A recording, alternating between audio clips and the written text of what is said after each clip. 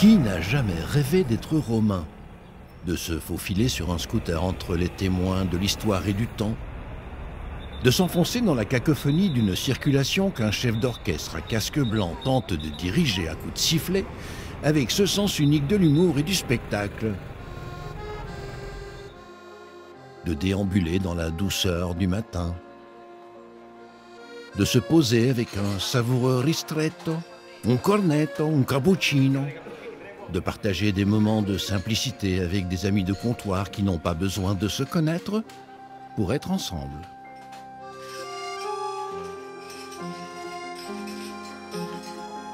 Les Romains respectent leurs traditions. Jeudi les gnocchi, vendredi la morue, samedi les tripes. Vincenzo, épicier du terroir. Andrea, chef à domicile. Pour eux, le temps ne compte pas. Tant qu'une tranche de Bressaola alimente la conversation. La Bressaola a une caractéristique, elle est très maigre, très appréciée des sportifs. Ici, je vois une partie un peu plus grasse.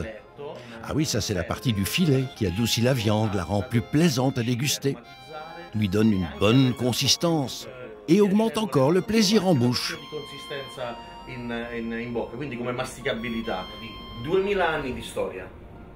Vincenzo, metteur en scène et acteur principal de son épicerie. Un seul de ses fromages mériterait un long métrage. Ces actrices, sélectionnées pour leur beauté, leur parfum, leur robe, Vincenzo les affine chez lui, dans sa chambre froide.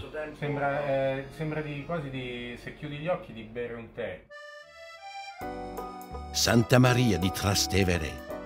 Le pape Jules Ier la fit édifier au milieu du IVe siècle. Elle restera le tout premier édifice chrétien de Rome dédié à la Vierge Marie. Le Trastevere sur la rive droite du Tibre, quartier branché très rive gauche. On s'y abandonne dans la dolce vita de ces ruelles à sens unique, de préférence à pied. Décor de comédie à l'italienne, plutôt, comment dire, bourgeois bohème.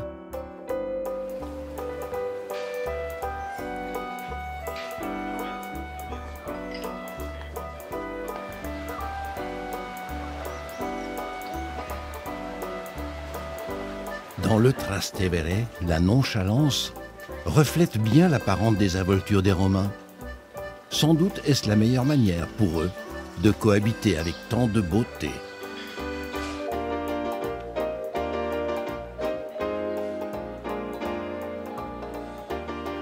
Un peu caché des regards, ce petit couvent protège sa double colonnade en carré. Ses vestiges antiques enchâssés dans les murs. Ces fresques délabrées, voilà tout ce qui subsiste aujourd'hui d'un ancien complexe religieux resté longtemps parmi les plus riches de Rome, San Cosimato. Dans l'Antiquité, l'autre côté du Tibre était d'abord un quartier pauvre avant que de riches bourgeois y fassent construire leurs belles villas. Et maintenant, au Trastevere, on dit que les artistes et intellectuels y cultivent leur apparente insouciance.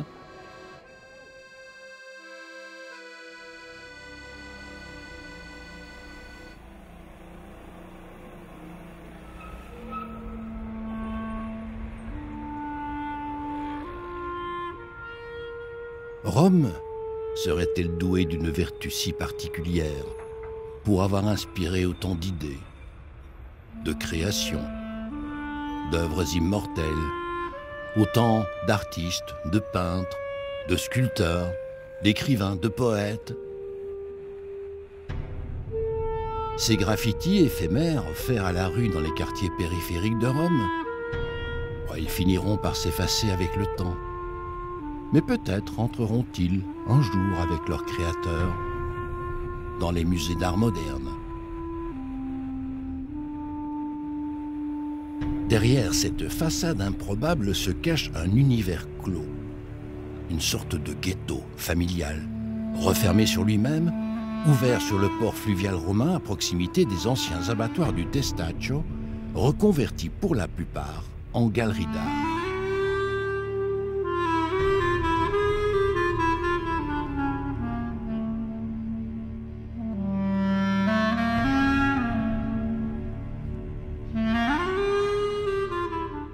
Cette ancienne centrale hydroélectrique abandonnée après les années 60 servit longtemps d'entrepôt pour les sculptures et les statues antiques. Aujourd'hui, c'est le musée Montemartini.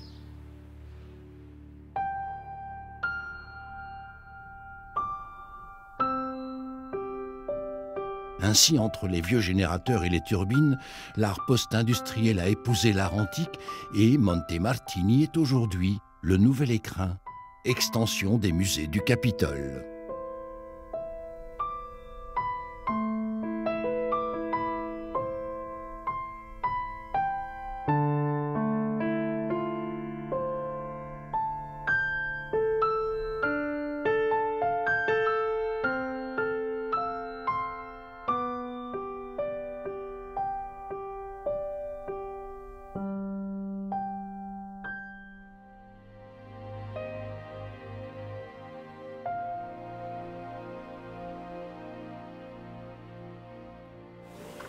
Une vue exceptionnelle embrasse la ville entière, depuis la Villa Médicis, la culture française à Rome. Aménagée pour le cardinal Giovanni Ricci di Montepulciano, elle fut acquise en 1576 par le cardinal Ferdinand de Médicis. Napoléon Bonaparte y installera l'Académie de France, créée par Louis XIV.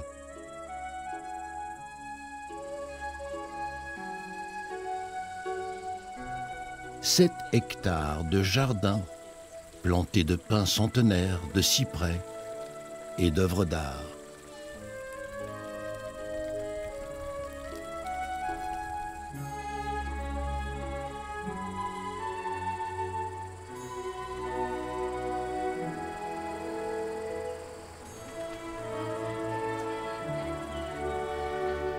Les anciens ateliers d'artistes accueille aujourd'hui une formidable gypsothèque. Ici, une imposante statue de Louis XVIII, là, une collection de précieux moulages de la colonne Trajane et de sculptures romaines déterrées lors des fouilles. Dans l'appartement du cardinal Ferdinand de Médicis, les plafonds peints par Jacopo Zucchi évoquent un destin royal. Galilée fut assigné à résidence, surveillée, dans la Villa Médicis, qui aura aussi hébergé Fragonard, Ingres, Berlioz, Debussy et tant d'autres. La Villa Farnesina en bordure du Trastevere, construite au XVIe siècle, enrichie des fresques de Raphaël, le triomphe de Galatée, l'œuvre profane du grand peintre la plus sensuelle. Elle évoque la passion amoureuse du cyclope Polyphème, peint ici par Sebastiano del Piombo. Dans la loggia de Psyché, les élèves de Raphaël ont mis ses créations en couleur. À l'étage, les fresques en trompe-l'œil de Peruzzi. Nous voici dans la galerie Borghese, avec le Saint-Jérôme du Caravage et Pauline Borghese, allongée sur son divan de marbre. Antonio Canova y a sculpté la sœur de Napoléon comme une divinité noble et paisible.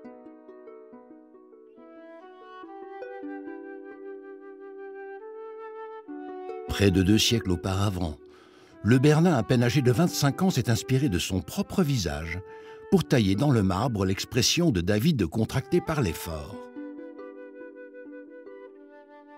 L'hermaphrodite endormi du 1er siècle, Bernin l'a posé sur un matelas.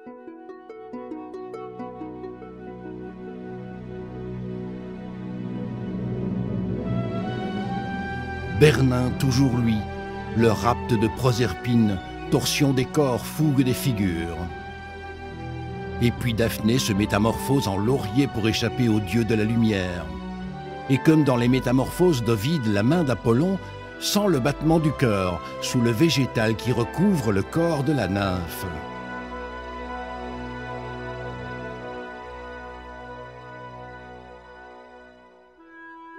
La galerie de la Villa Borghese, dans toute sa blancheur, a su conserver sa destinée, temple de l'art, théâtre de l'univers.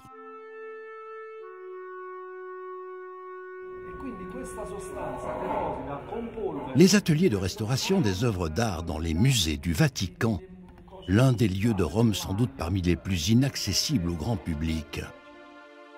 De grands spécialistes y opèrent, comme des chirurgiens du temps.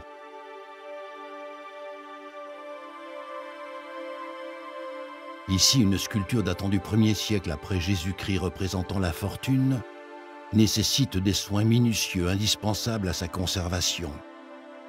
Dans les musées du Vatican très fréquentés, des altérations peuvent survenir à tout moment sur les œuvres d'art exposées à la foule. L'acidité provoquée par la poussière et rien que le souffle des visiteurs pourrait détériorer une œuvre à la longue. Mais la patine originale de la pierre doit être respectée, car elle raconte l'œuvre et son histoire. Dans la partie des musées du Vatican appelée Pio Clementino, du nom des 2 papes qui l'ont fait construire au XVIIIe siècle, passons par la galerie des statues, la salle des animaux, puis celle des bustes.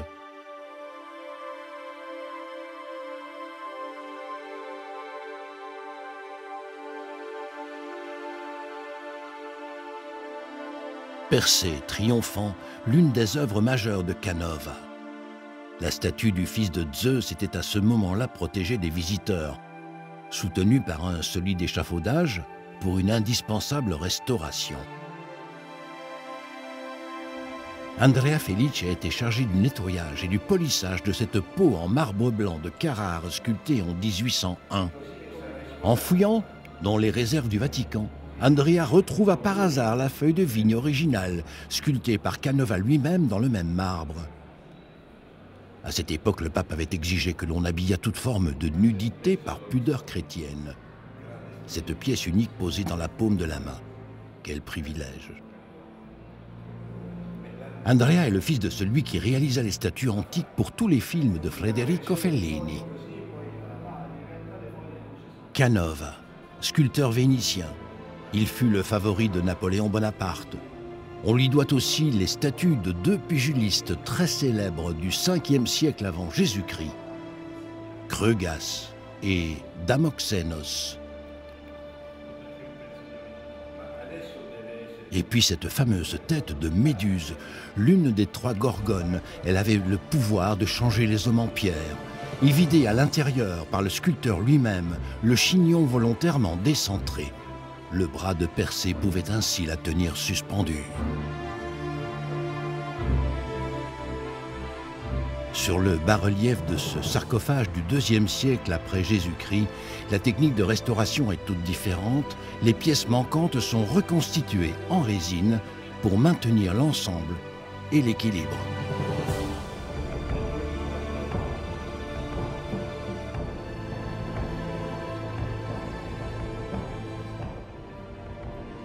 À l'arrière de la basilique Saint-Pierre, les jardins du Vatican. Mais Benoît XVI s'apprête à sortir de ses appartements pour sa promenade quotidienne. La présence du souverain pontife émérite, désormais à l'abri des regards depuis sa démission, impose que tous les visiteurs quittent les jardins et l'enceinte du Vatican.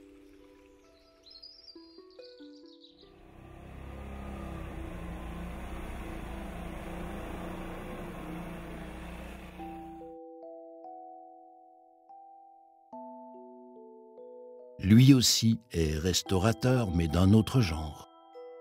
Chez Federico Squattrito, rien ne s'achète, rien ne se vend, tout se répare, de génération en génération. Dans cet invraisemblable Capharnaüm à proximité de la Via del Corso, le passé tente de résister au temps et voudrait presque reprendre vie. Au milieu de ces extraordinaires histoires d'objets anciens, ce Geppetto contemporain en aura attiré des curieux, des amateurs, des artistes et même des cinéastes.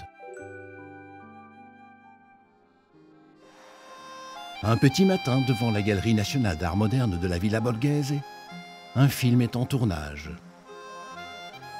Il faut bien dire que, même si le cinéma italien s'est quelque peu assoupi ces derniers temps, Rome, avec ses décors mythiques, reste une ville cinéma.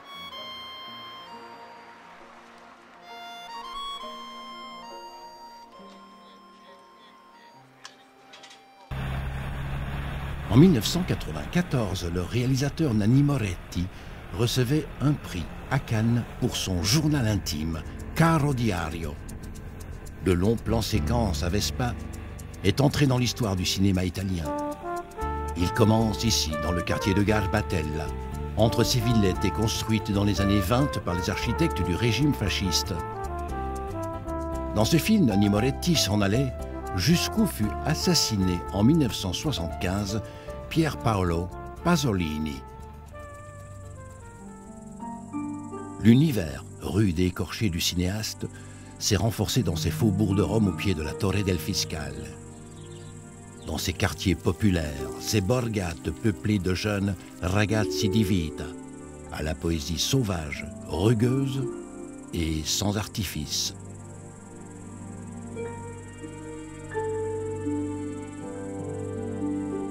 Des familles ouvrières vivent là dans la précarité. Pasolini les aimait profondément pour leur authenticité, leur culture de la rue, leur façon de s'exprimer. Pour immortaliser cette société, dans son tout premier film Acatone en 1961, Pasolini apprit à parler le dialetto de la Rome populaire. Et dans cet univers sans concession, le cinéaste aimait se retrouver, provoquer de nouvelles rencontres, mais aussi des aventures.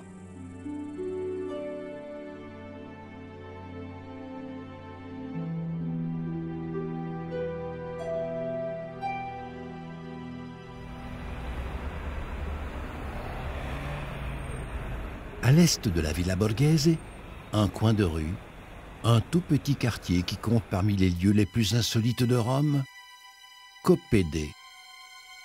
Un architecte originaire de Gênes fit bâtir entre 1913 et 1926 une vingtaine de villas et d'immeubles, réunissant à eux seuls tous les styles que Rome avait pu connaître depuis l'Antiquité impériale jusqu'à la période Art déco.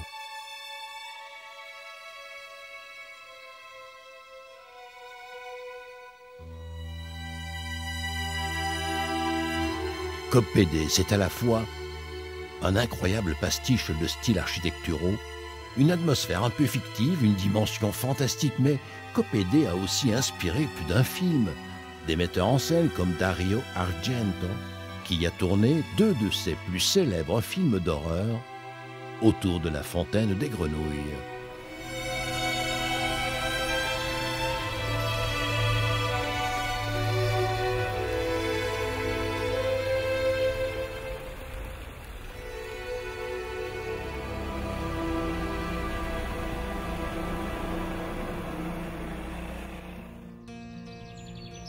Le petit temple d'Esculape, au centre de la Villa Borghese, 80 hectares de verdure et d'ombre rafraîchissante. Rome compte près de 1000 hectares de parcs et d'espaces verts, où la vie de famille retrouve un peu son insouciance. Sous le regard bienveillant de la nonne, quoi de plus amusant pour ces petits-enfants que de jeter du pain au canard? D'autres jeunes parents ont trouvé pour leurs enfants un moyen tout simple de s'en approcher autrement.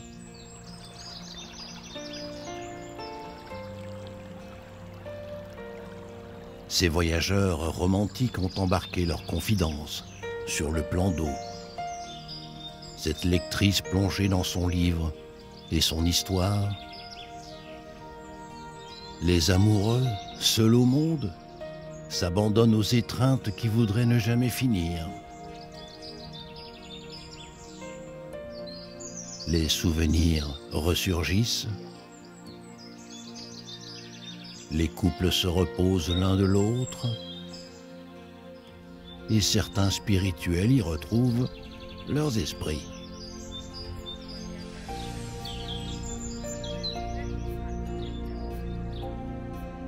Pour respirer, il ne faut donc pas obligatoirement sortir de la ville. Mais Rome et ses faubourgs offrent aussi de beaux terrains de détente, d'exercice et de lecture à l'ombre des pins parasols.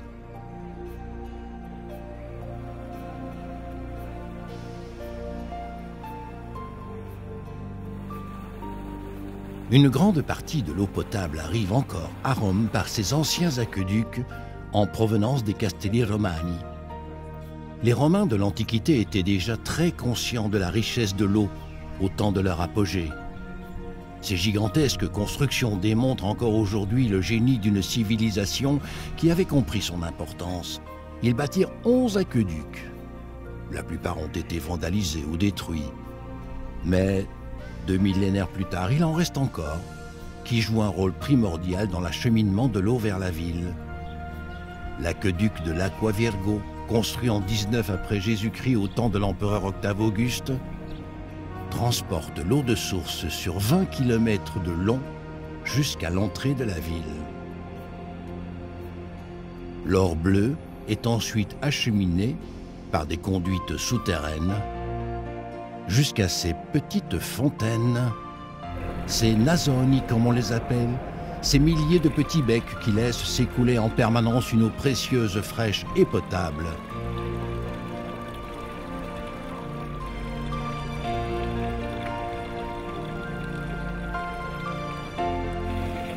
La fontaine des tortues, c'est le Bernin qui les ajouta à l'œuvre originale. Trônant sur la place Mattei à proximité du ghetto juif, la fontaine est sans doute la préférée des Romains. Et on la retrouve dans le film To Rome with Love de Woody Allen. Et à propos de film, voici la fontaine de Trévi qui a retrouvé sa blancheur. Alimentée elle aussi par l'aqueduc de l'Aqua Virgo, tout comme la Piazza Navona, la Piazza d'Espagne, la fontaine de Trévi est le prolongement de l'époque baroque au milieu du XVIIIe. Ces sculptures représentent l'abondance, la salubrité et le dieu océan. Marcello Mastroianni et Anita Ekberg l'ont immortalisé en 1960 dans la Dolce Vita de Fellini. Grâce à un geste traditionnel qui ferait revenir à Rome, le bassin de la fontaine de Trévi récolte plus d'1 million d'euros par an. Chacun y lance sa petite contribution, mais attention, de la main droite par-dessus l'épaule gauche.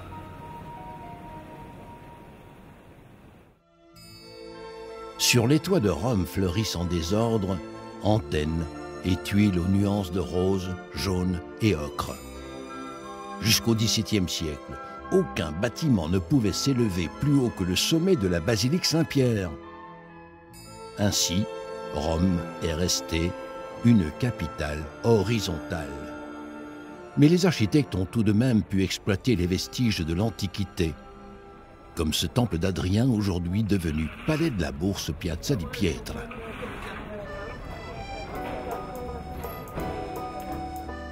Partout dans Rome, glaciers, bars, restaurants, pizzerias et surtout des terrasses qui se comptent par milliers. Dans le quartier du Panthéon, le soir, sur la Piazza della Rotonda, les places assises donnent le droit d'assister au ballet des étrangers de passage, des vendeurs de souvenirs inutiles et des serveurs faussement désabusés. Tradition incontournable, véritable institution, chaque Romain recommandera toujours son glacier favori, son parfum préféré. Au bord d'une fontaine, la nuit enveloppe la journée d'une douceur bienvenue. Et les ponts éclairent sur le Tibre tout leur romantisme.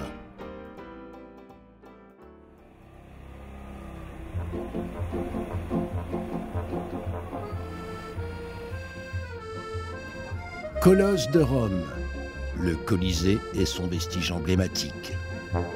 Autrefois, plus de 50 000 spectateurs assis sur ces gradins acclamaient les grands jeux populaires et les gladiateurs qui repoussaient la souffrance, le sang et la mort pour conserver la gloire et la vie. Pillés durant les siècles qui suivirent la chute de l'Empire, les ruines du Colisée furent sauvées par le pape au XVIIIe siècle en mémoire aux martyrs chrétiens.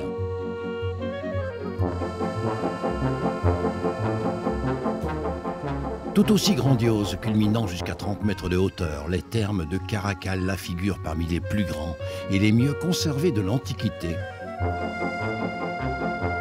À l'adolescence, les jeunes Romains étaient soumis à des entraînements sportifs destinés à en faire des adultes accomplis. Ils venaient ensuite se purifier le corps entre les bains chauds et froids, puis dans des sortes de saunas. On s'y retrouvait là entre amis. On y parlait de la famille, mais aussi de politique ou de philosophie. Aujourd'hui, Rome vit le plus naturellement du monde sur la superposition de près de 3 millénaires de sédiments culturels. C'est tout un art de vivre qui absorbe ces drames, revient toujours à célébrer le plaisir. Nous devenons un peu acteurs de notre propre cinéma, sans qu'il ne se passe rien d'exceptionnel dans la vie de tous les jours. Mais tout de même, à force de côtoyer toutes ces merveilles, nous finissons nous aussi par nous laisser envahir par cette dolce vita romaine qui donne le goût de la vie. Après un passage par le Forum Trajan, le Capitole, la Piazza del Popolo, nous voici maintenant Piazza Navona. La fontaine des 4 fleuves en son centre a été dessinée par le Bernin, mais sculptée par ses disciples. Elle symbolise les 4 continents connus à l'époque. Avant d'être envahie au petit matin, Navona est sans doute la plus belle place de Rome.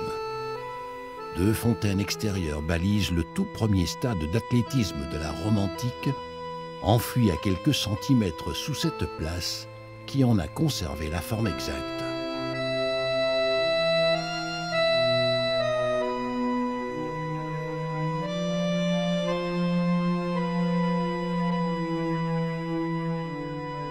Faisant rimer sculpture avec nourriture, l'ancien atelier légué par Canova à Adamo Tadolini, son élève préféré, est devenu un surprenant restaurant.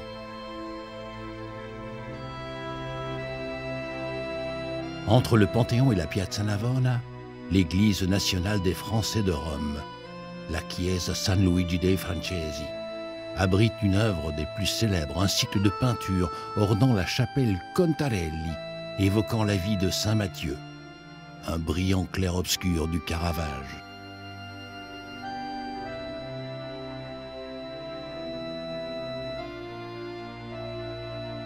D'un point de vue artistique, on prétend souvent que l'Église est une exaltation de la France. D'ailleurs, une plaque de marbre rappelle que bien des Français ont donné leur vie à Rome durant la guerre 14-18.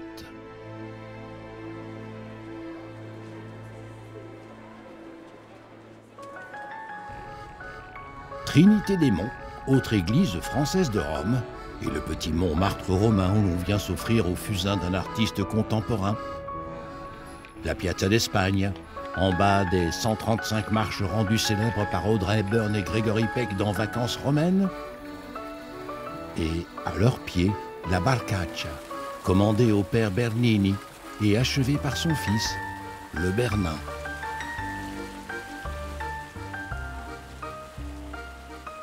Poursuivons le tour des incontournables.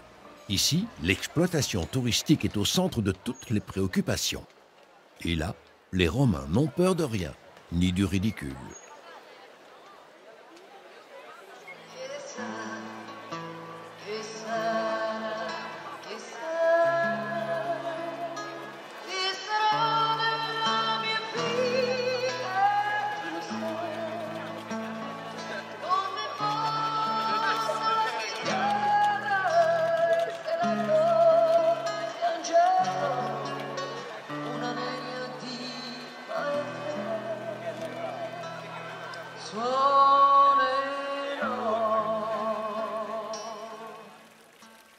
Digne dans le tumulte, le Panthéon fut érigé par Agrippa en 25 avant Jésus-Christ.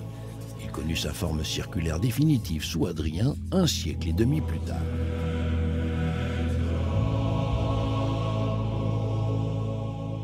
Le peintre Raphaël y repose, tout comme le père de la patrie Victor Emmanuel II, dont le monument qui lui est dédié, la machine à écrire comme l'appellent encore certains Romains, qui regrettent que jamais personne n'ait osé le démolir.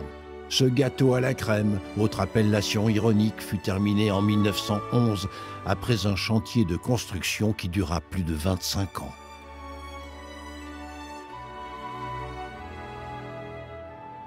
Dans le quartier juif près de la synagogue, le théâtre de Marcello remonte à l'époque de l'empereur Auguste.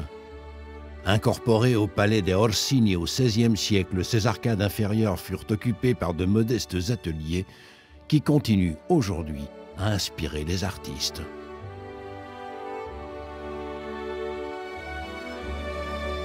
le bronze de Marc Aurèle sur le Capitole, seule statue équestre de la Rome antique qui ait résisté aux destructions des symboles de l'Empire. Et à la tombée de la nuit, le Colisée et surtout le Forum romain reprennent un peu de leur magie.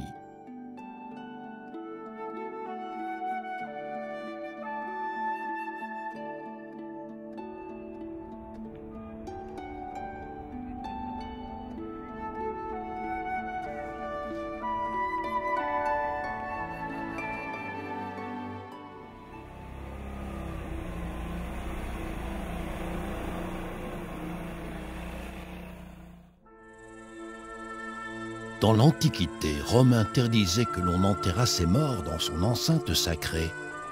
La Via Appia se retrouva ainsi bordée de mausolées et de catacombes. Aujourd'hui, on l'emprunte avec respect, juste en rêvant que l'on pourrait y croiser le quadrige d'un notable descendant tout droit vers le sud et creusant dans ses pavés un sillon définitif avec les roues de son char.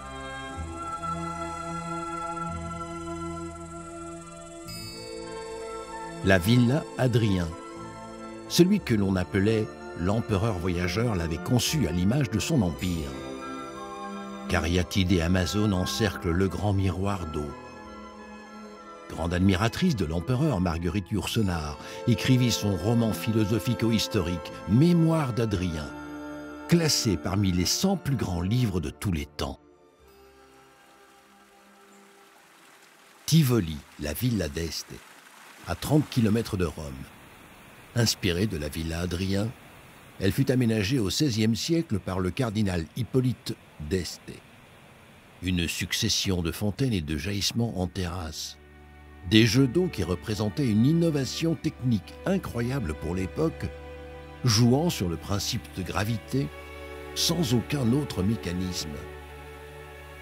Montaigne, Fragonard et Franz Liszt furent parmi les plus séduits. Les jardins de la Villa d'Este symbolisent l'épanouissement de la culture de la Renaissance. Ils auront eu une profonde influence sur le développement du paysagisme dans toute l'Europe.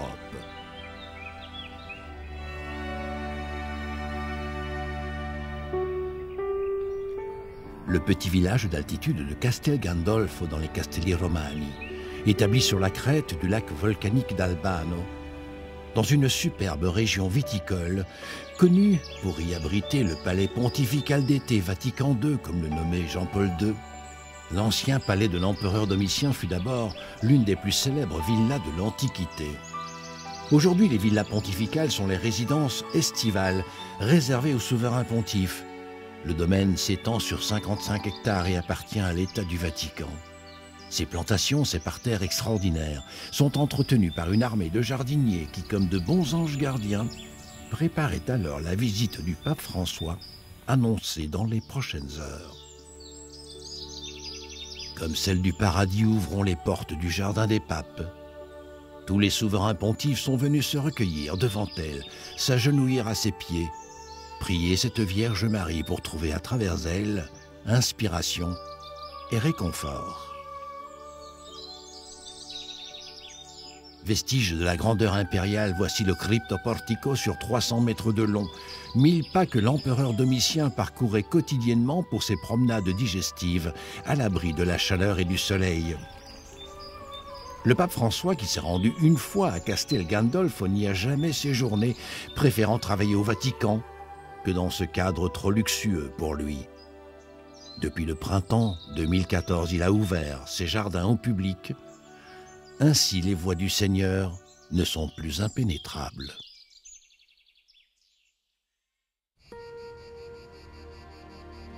Les Romains, depuis l'Antiquité, ont toujours eu leur regard tourné vers la mer.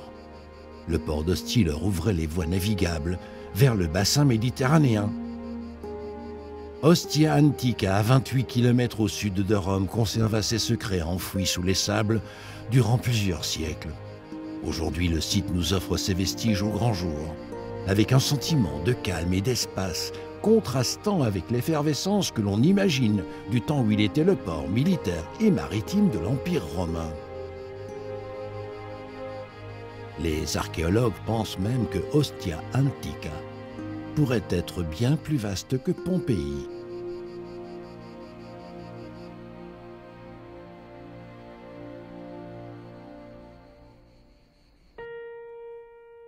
On y surprend Eros et Psyché, amoureusement figés dans la pierre, sans pudeur. Depuis le IVe siècle, ils tentent ainsi de préserver leur émotion.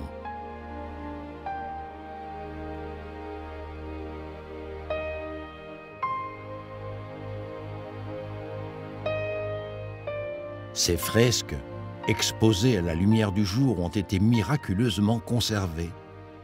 Œuvres d'artistes anonymes qui resteront éternellement inconnus.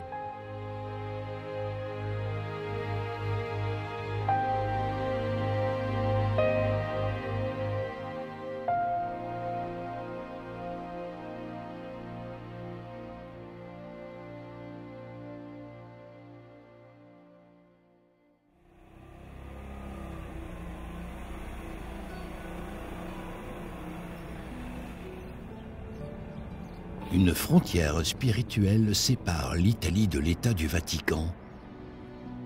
La place Saint-Pierre, elle peut accueillir jusqu'à 300 000 fidèles, 284 colonnes en travertin de 16 mètres de hauteur, 140 statues qui représentent les saints et les martyrs de l'Église.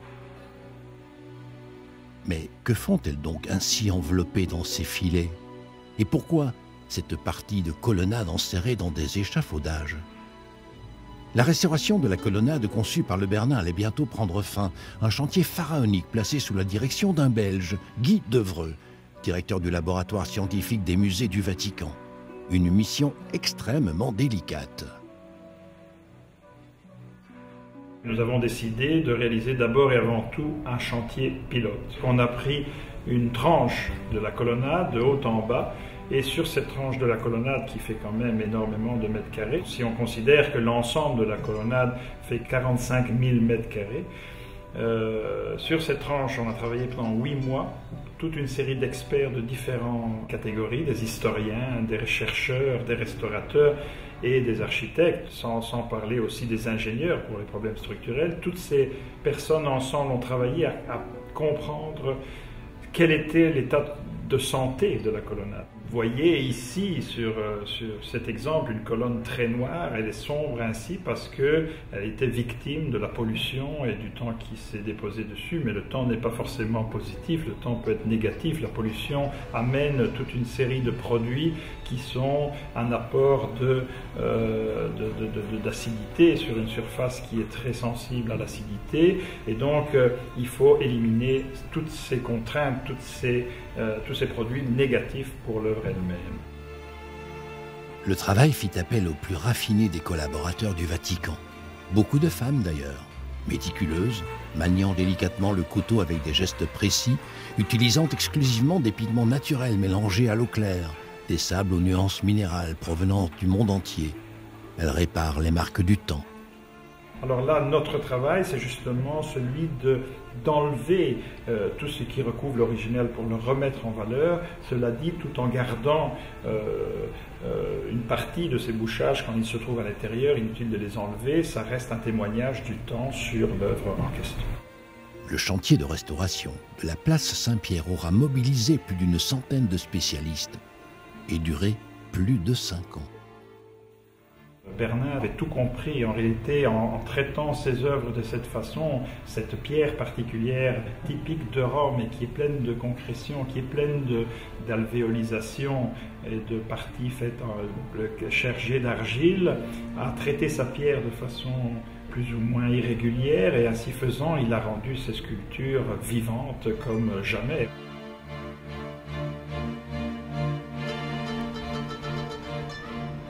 À un jet de pierre du Vatican, nous allons rencontrer chez lui le cardinal Paul Poupart, président du Conseil pontifical de la culture sous Jean-Paul II, et qui de Jean XXIII au pape François aura connu 6 papes successifs.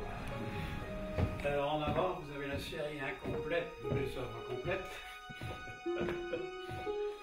dans lesquelles vous avez le choix de l'arabe, du russe, de l'espagnol. cardinal ne se fera pas prier pour raconter les moments de complicité avec les papes qu'il aura bien connus au Vatican. Jean XXIII l'appelait Filio Bello, mon bon fils. Paul VI lui donnait du Caro Monsignore.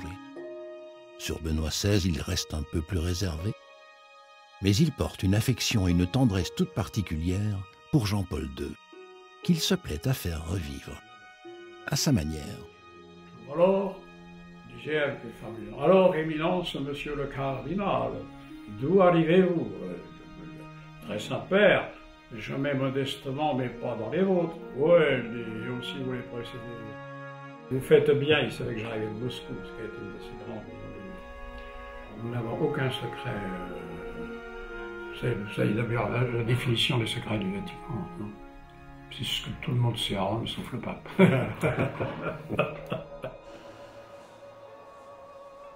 Rome compte plusieurs centaines d'églises. 4 d'entre elles sont les basiliques majeures, étape du traditionnel tour des pèlerins se rendant à Rome. L'année sainte fut instituée en 1300. Elle préconisait la visite de 2 basiliques de Rome, Saint-Pierre du Vatican et Saint-Paul-hors-les-Murs, lieu de sépulture des compagnons de Jésus, Pierre et Paul. Dans Saint-Paul-hors-les-Murs, une frise représente tous les papes, mais une prophétie du Moyen-Âge affirme que lorsque tous les médaillons de la frise seront occupés, l'Église touchera à sa fin. Avant l'accession du pape François au trône de Saint-Pierre, il restait 2 médaillons vides. Aujourd'hui, on en compte 5 de plus. Lors du 2e jubilé en 1350, le pape ajouta une 3e basilique majeure, Saint-Jean de Latran, cathédrale du pape en tant qu'évêque de Rome, considérée comme la mère de toutes les églises. Devant l'autel où seul le pape peut célébrer l'Eucharistie, les visiteurs lancent des offrandes qui atterrissent sur le tombeau du pape Martin V.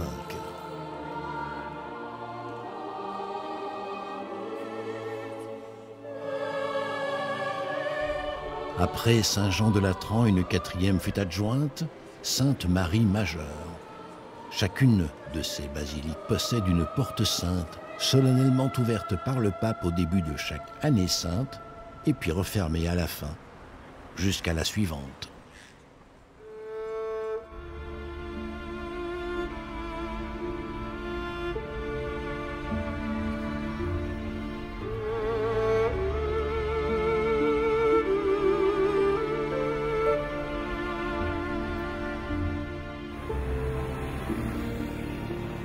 Par le pont du château Saint-Ange, traversons maintenant le Tibre pour assister à l'audience générale hebdomadaire sur la place Saint-Pierre.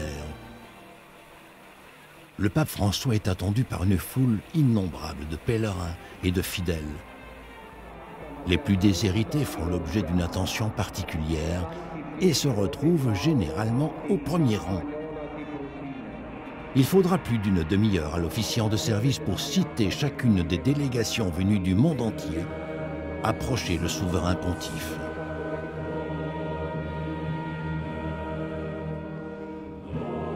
Le charisme du pape François à son arrivée est une vraie récompense. Tant de sacrifices ont parfois été nécessaires pour arriver jusque-là. Un coup de vent le décoiffe, il rattrape sa calotte blanche et rassure son entourage d'un geste discret. Une jeune femme réussit à convaincre la sécurité de venir faire bénir son panier de fleurs. Il l'invite à se rapprocher de lui.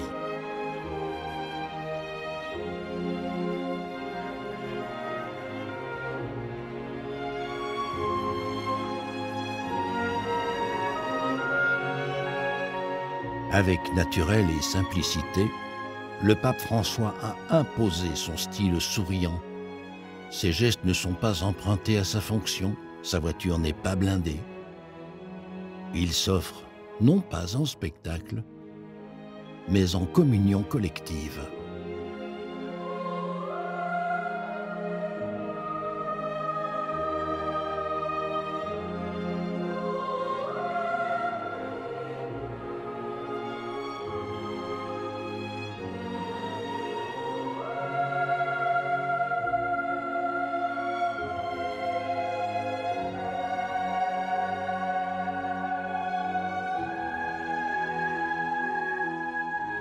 Il parcourra toutes les allées, lentement, par considération pour chacune et chacun de ses fidèles. Il n'oubliera personne, s'arrêtera quelques secondes pour un jeune enfant, puis pour un plus malheureux. Le pape va-t-il monter vers l'autel sur sa papa mobile ou tout simplement à pied? Con lui, non si sa mai. Avec lui, on ne sait jamais, répond le chef de sa sécurité. Et finalement, François gravira les marches d'un pas décidé pour aller prononcer son homélie.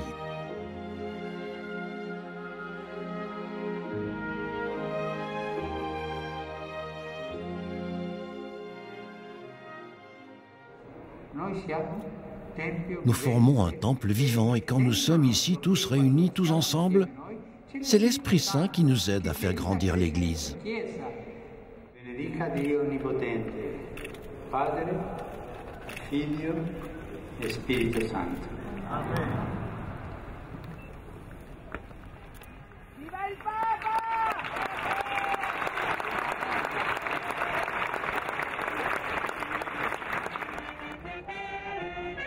Devant les jeunes gardes suisses imperturbables, la fanfare reprend ses airs de fête, François salue les évêques et archevêques, parfois avec une belle complicité. Ensuite, il se dirige vers les dignitaires, les diplomates, les délégations présentes, certains échangeant d'ailleurs avec lui bien plus qu'une simple poignée de main. L'audience générale se terminera après que le Saint-Père aura béni les jeunes mariés. Encore tout illuminés du sourire pontifical, les couples descendront les marches de la basilique sous les acclamations.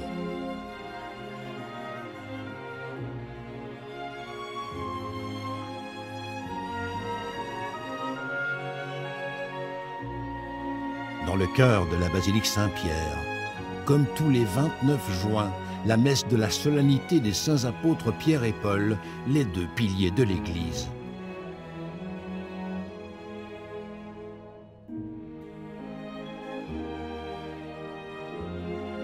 Cette célébration eucharistique est aussi la plus ancienne fête inscrite dans le sanctoral romain. Elle remonte au IVe siècle, avant même l'instauration de la fête de Noël.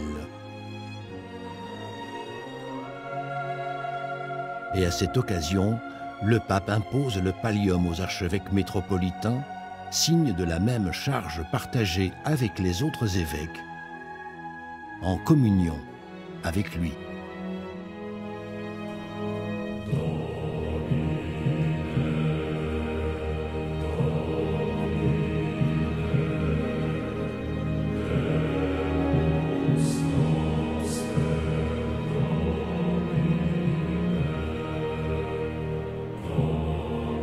Rome serait-elle encore Rome aujourd'hui sans son Église? Son pouvoir spirituel n'a-t-il pas pris en relais celui du grand empire romain?